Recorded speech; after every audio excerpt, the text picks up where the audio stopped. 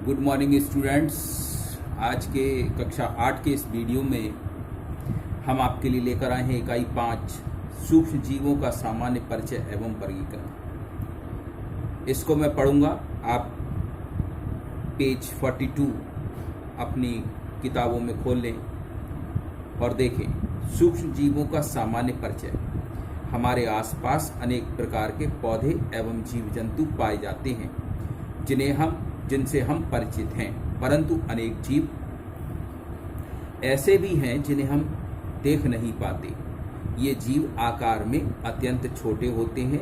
इन्हें सूक्ष्मदर्शी की सहायता से देखा जाता है। उदाहरण के लिए आपने देखा होगा वर्षा ऋतु में जब नम ब्रेड या रोटी सड़ने लगती है तब इसकी सतह पर काले सफ़ेद धब्बे दिखाई देने लगते हैं। इन धब्बों को आवर्धक लेंस से देखने पर काले रंग की गोल सूक्ष्म संरचनाएं दिखाई देती हैं। क्या आप जानते हैं यह संरचनाएं क्या हैं? इनकी क्या विशेषताएं हैं? इस अध्याय में हम इन्हीं जीवों के बारे में अध्ययन करेंगे। सूक्ष्म जीव, इसमें हमने ये अभी देखा कि हम अपनी आंखों से बहुत सारे पेड़ पौधे जीव जंतु देखते हैं, लेकिन कुछ जीव ऐसे होते हैं जो हमारी आंखों से दिखाई नहीं देते। ये जीव केवल सूक्ष्मदर्शी द्वारा ही देखे जा सकते हैं। इन जीवों को सूक्ष्म जीव या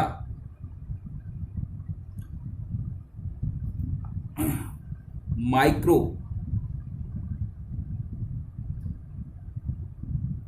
जीव भी कहा जाता है। सूक्ष्म को माइक्रो कहा जाता है। अब सूक्ष्म जीव ये होते कहाँ कहाँ है? ये नम ब्रेड या रोटी पर होते हैं। ये कई तरीके के होते हैं। आपके इसमें चित्र दिया हुआ है। ये है जैसे कवक है, जीवाणु है, प्रोटोजोआ है, विषाणु है, शैवाल है। ये सब सूक्ष्म जीवों के आपके चित्र में विभिन्न प्रकार के सूक्ष्म जीव ये दिखाए गए हैं। विषाणु अलग प्रकार का। आजकल एक विषाणु का हमला, कोविड-19 का हमला चल रहा है, जिससे आज पूरा देश पूरा विश्व इस महामारी से ग्रसित है। आज ये सूक्ष्म जीवों का ही प्रकोप है, जिसकी वजह से आज सारी दुनिया सारे संसाधन होते हुए भी इन सूक्ष्म जीवों के आगे नतमस्तक है। कवक, जीवाणु, प्रोटोजोआ, शैवाल, ये सभी सूक्ष्म जीवों के अंतर्गत आते हैं। पेज 42 पर उपरोक्त क्रियाकलाप में आपको हैंड लेंस से देखने पर कुछ हरे स्लेटी रंग की धागे नुमा संरचना दिखाई देती हैं। यह सूक्ष्म जीव हैं। इसे केवल आंखों से नहीं देखा जा सकता। इन्हें देखने के लिए सूक्ष्मदर्शी की आवश्यकता पड़ती है। सूक्ष्म जीवों के बारे में यह धारणा बनी है ये केवल बीमारियां ही फैलाते हैं, परंतु यह बात पूरी तरह से सही नहीं है। सूक्ष्म जीव हमारे लिए उपयोगी व हानिकारक दोनों प्रकार के होते हैं। सूक्ष्म जीवों की उपस्थिति, यही इसमें बताया गया कि सूक्ष्म जीवों को आंखों से नहीं देख सकते। इनके लिए विशेष यंत्रों की आवश्यकता होती है, जिसे सूक्ष्मदर्शी कहते हैं। ये हमारे लिए लाभदायक भी होते हैं और हानिकारक भी होते हैं। सूक्ष्म जीव हर जगह मिलते हैं, अर्थात हवा, पानी, मिट्टी, पौधों एवं जंतुओं के शरीर के अंदर एवं बाहर सभी जगह पाए जाते हैं। ये अत्यंत विषम पर्यावरण एवं प्रतिकूल परिस्थितियों जैसे बर्फ, गर्म पानी के झरनों, समुद्र की तली, दलदल आदि जगहों में पर भी पाए जाते हैं। अनेक सूक्ष्म जीव सड़े गले पदार्थों में मृतोपजीवी के रूप में रहते हैं। कुछ सूक्ष्म जीव जंतुओं और पौधों के शरीर में परजीवी के रूप में भी पाए जाते हैं, जैसे एंटमीबा हिस्टोलिटिका मनुष्य की आंत में परजीवी होता है तथा पेचिस नाम के रोग को उत्पन्न करता है। इसी प्रकार नींबू के पौधों पर जेंथोमोनास साइट्री नामक जीवाणु कैंकर नामक रोग उत्पन्न करता है। सूक्ष्म जीव इसमें बताया गया कि सूक्ष्म जीव हर जगह मिलते हैं। कुछ सूक्ष्म जीवों के नाम इसमें बताए गए।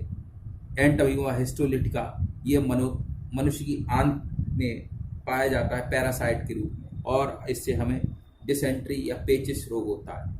इसी प्रकार नींबू के पौधों पर जेंथोमोनास साइट्री नामक विषाणु जो होता है वो कैंकर रोग पैदा करता है।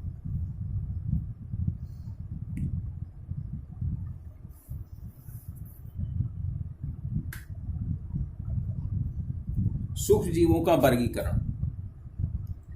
सूक्ष्म जीवों को सामान्यतः निम्न 5 वर्गों में बांटा जाता है: जीवाणु, विषाणु, प्रोटोजोआ, कवक तथा शैवाल। जीवाणु या बैक्टीरिया ये एक कोशिकीय होते हैं जो हवा, मिट्टी, जल सभी स्थानों पर पाए जाते हैं, परंतु नमी युक्त स्थानों पर इनकी संख्या ज़्यादा होती है। ये गोल, दंड के आकार के, सर्पाकृत आकार वाले होते हैं। जीवाणुओं की कोशिकाओं में केंद्रक नहीं पाए जाते। इनकी कोशिका के चारों ओर कोशिका भित्ति होती है। कुछ जीवाणुओं की कोशिका अपने चारों ओर एक कठोर आवरण बनाती है जिसे कैप्सूल कहते हैं। कुछ जीवाणुओं में एक या अनेक धागे जैसी संरचना पाई जाती है जिसे कशाभिका कहते हैं। कशाभिका के द्वारा जीवाणु गति करता है। इसको आप अंडरलाइन कर सकते हैं। जीवाणु को गति करने के लिए क्या चाहिए? कशाभिका चाहिए। अनुकूल परिस्थितियां जब होती हैं तो ये बहुत तेजी से प्रजनन करते हैं। कशाभिका क्या होती है? धागे जैसी संरचनाएं होती हैं जो जीवाणुओं को चलने के लिए मदद करती हैं। ये देखिए, जीवाणु जो है कई प्रकार का जो है दिखाया गया है। जीवाणु गोल भी होते हैं, दंड के आकार के भी होते हैं, धागे जैसी संरचनाओं के आकार के होते हैं। लेकिन ये क्या होते हैं, जब इनको अनुकूल परिस्थिति मिलती है तो बहुत तेजी से प्रजनन करते हैं और इनके चारों ओर एक कैप्सूल नुमा कोशिका भित्ति होती है। जीवाणुओं की कोशिका में केंद्रक नहीं होते। और जैसे साइनोबैक्टीरिया, नील हरित शैवाल को पहले समुद्र के समूह में रखा जाता था, परंतु अब इन्हें जीवाणुओं के साथ मोनेरा समूहों में रखा गया है। इनका रंग नीला होता है। ये प्रकाश संश्लेषण द्वारा अपना भोजन स्वयं बनाते हैं। दूसरे शब्दों में स्वपोषी होते हैं। जो हरे रंग के शैवाल होते हैं वो अपना भोजन खुद बनाते हैं, और जो जिनका रंग हरे रंग का नहीं होता है, जिन बैक्टीरिया का, वो स्वयं अपना भोजन नहीं बना सकते शैवाल। इनकी कोशिका के चारों ओर श्लेष्मा का आवरण होता है। अनेक साइनोबैक्टीरिया में हेटेरोस्टिट नामक विशेष कोशिकाएं पाई जाती हैं। साइनोबैक्टीरिया नाइट्रोजन का स्थिरीकरण करते हैं जो हमारे लिए बहुत उपयोगी है। स्पाइरुलिना नामक साइनोबैक्टीरिया का भोजन में उपयोग किया जाता है। ये लाइन अंडरलाइन करने लायक है, इसको आप अंडरलाइन कर सकते हैं। स्पाइरुलिना ये एक बैक्टीरिया है, साइनोबैक्टीरिया, जिसको हम भोजन के रूप में इस्तेमाल करते हैं। ये कहाँ से मिलता है?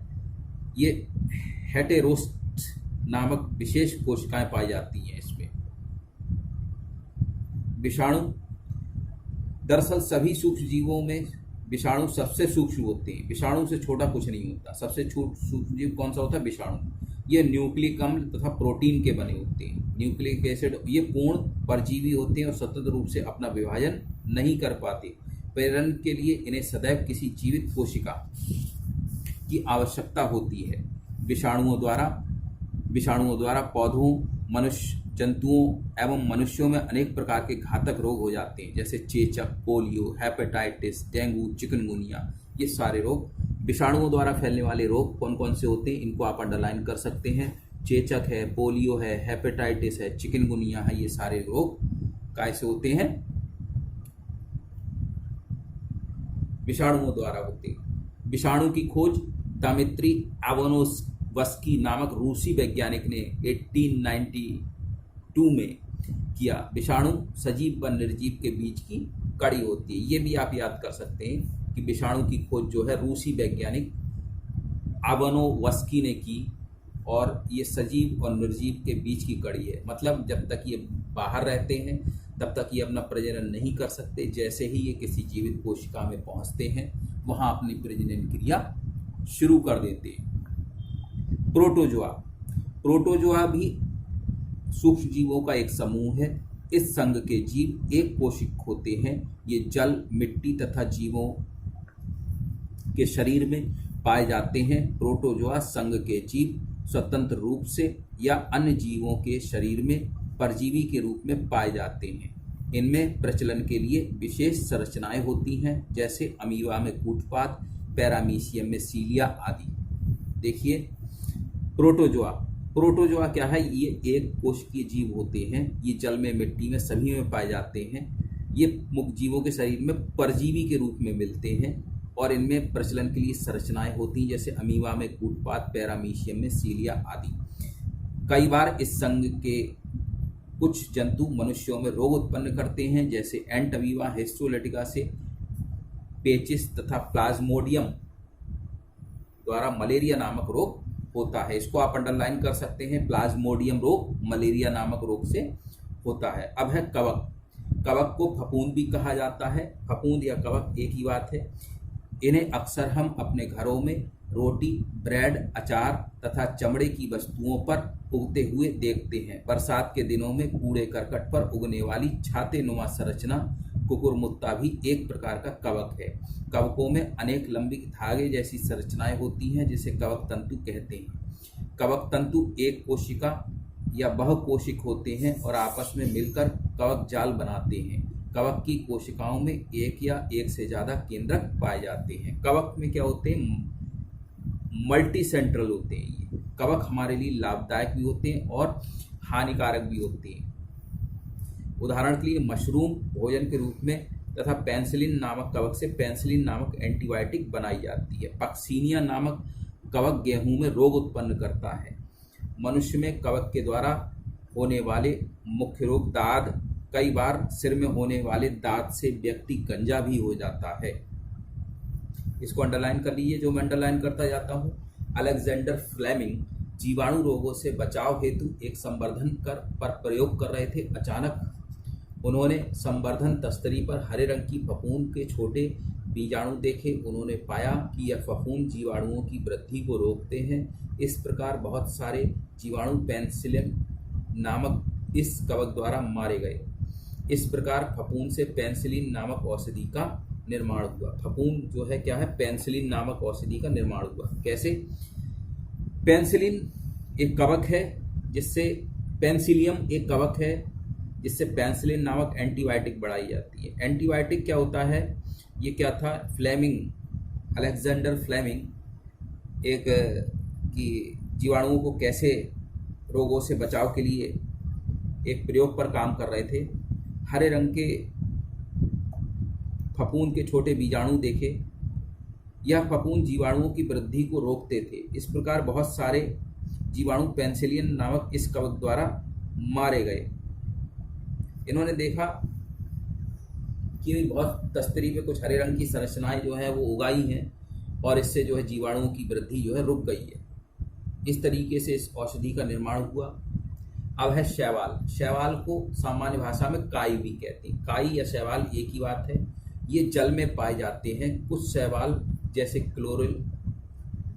क्लोरेला, क्लैमाइडोमोनास, डायटम्स एक कोशिक होते हैं, परंतु अधिकांश शैवाल बहुकोशिक होते हैं। इनका शरीर सुका या थैलस जैसा होता है, अर्थात इनमें जड़, तना, पत्ती का अभाव होता है। जीवाणु की तुलना में इनमें केंद्रक पाया जाता है। शैवाल हमारे लिए लाभदायक होते हैं। ये भोजन तथा चारे के रूप में उपयोग किए जाते हैं। क्लोरेला नामक शैवाल से क्लोरेलिन नामक एंटीबायोटिक बनाई जाती है। ये इंपॉर्टेंट है, इसको आप क्लोरेला नामक शैवाल से क्लोरेलिन नामक एंटीबायोटिक बनाई जाती है।